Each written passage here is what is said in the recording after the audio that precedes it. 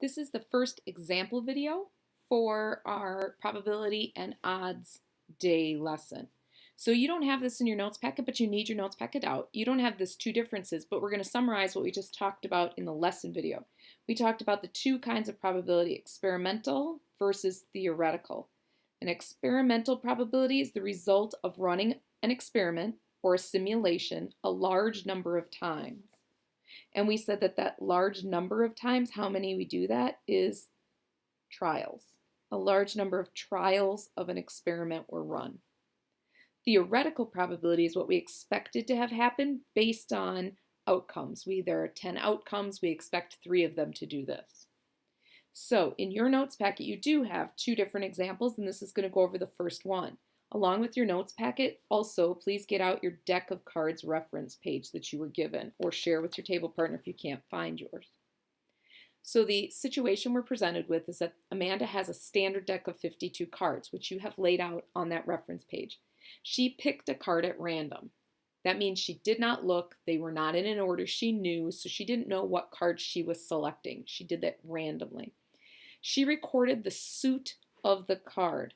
And the 4 suits on the card, remember, are the red diamonds. It's also red hearts, so that's a different suit. And then there's spades, which look like, oops, not that, which look like the shovels. I don't draw them very well, but they kind of look like that. And then there's the clubs that look like, again, I don't draw them very well, do I? So I'm going to get rid of those just so you realize what we mean. So as we look through this is her data from running an experiment. So we're going to put that. That is her experimental data. What I need you to do is count up how many trials she ran so that we know. So this is her experimental data. Now, every time she got something, she put it down as a tally. So she ran 1 trial and got a diamond. She ran a trial and she got a heart. So if I count up all the tallies, the frequency this happened, I'll know how many total trials she ran. So I see that she got 7 diamonds, she got 9 hearts, 11 spades, and only 3 clubs. If I add that all, I can tell how many total trials. So 7 plus 9 plus 11 plus 3. And she ran 30 trials. So experimental data from 30 trials. We need to know how many trials she ran because that's going to be an important number in calculating what we expect to happen or what actually did happen. So each time we read one of these questions, we have to see if they want the experimental data used in the probability, her experiment, right, that we can see, or the theoretical, what we would have expected to have happen had she not run the experiment but used the expected probabilities. So it says based on her results in the first one, what's the experimental probability? So if we're talking experimental probability, I have to go up to her data and calculate my probability based on what happened in the experiment. So the experimental probability of selecting a heart. Well, the heart happened 9 of her picks out of 30 trials and 30 times when she selected a card. Simplifying that then so that we have the simplest form of it, we should have that 3 out of 10 times. So 30% of the time she got a heart. Number 2, though, doesn't ask us for the experimental. It says what is the theoretical probability of her selecting a heart. So this is going back to the rules of what we expect. So we need to go back to your sheet that lists everything.